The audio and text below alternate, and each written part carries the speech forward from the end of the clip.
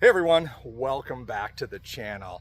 Finally getting around to talking about Arken Optic's new EP5 Gen II. Now I'm going to spend a bit of time talking about the differences with this new optic compared to this Gen 1 and maybe help you sort out if you really need to upgrade and if that Gen 2 is for you. So let's get at it. Now, I haven't taken the time to look at the EP5 Gen 2 content that's already kind of flooding YouTube, but I'm going to give you guys my take on it. And really what that is Arken has done a good job at making the Gen 2 really the Gen 1 with a tweak to it. I mean, you're simply getting that 10 more magnification.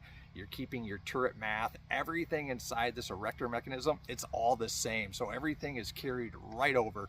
You're getting an optic that weighs a little bit more and it's a bit longer in this bell area due to that change in magnification. Aside from that, everything about it is going to be the same.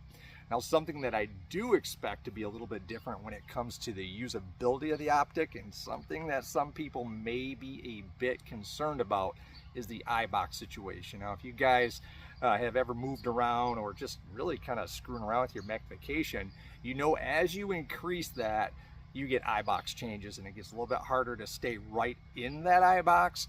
I will be curious to see what Arken has done with the new 7-35 regarding the eye box. Is it going to be tight? Are you going to need to be right in that perfect little window to keep that full eye box?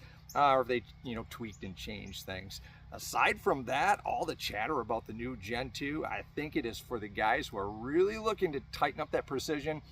I'm not thinking it's for people shooting ultra long. I'm thinking this was more geared toward the people looking for the precision, the 22 guys, maybe even the air gun people that are looking to be able to have that visibility to just tighten up those groups a bit. I'm not saying it's not going to be useful for people shooting out farther, because heck, you got 10 more magnification, right? But as we know, as you crank up the magnification on really any optic, whether it's one of these or it's that $3,000 scope, you do start getting into eye box issues and a little bit of clarity, because you're really putting the glass to the limit. So we're going to see if this Arken, this Japanese glass that they use on the Gen 2, and we're going to put it to the test, really putting that stuff up over into a higher magnification range with this Gen 2.